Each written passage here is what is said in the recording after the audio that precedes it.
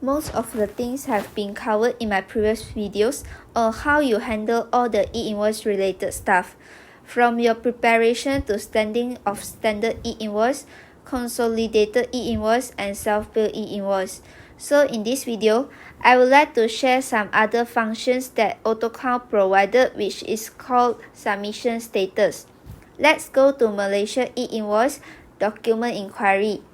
You can see this submission summary. Basically, this is a function for you to keep track whichever records that you have already submitted to LHDN.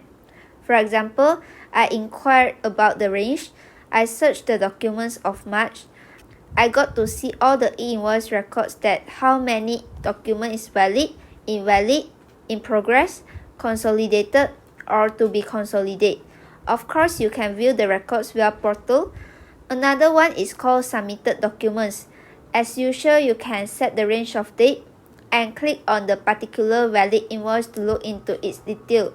If you want to view it via my invoice portal also can. Just copy the validation link and search it in your new tab.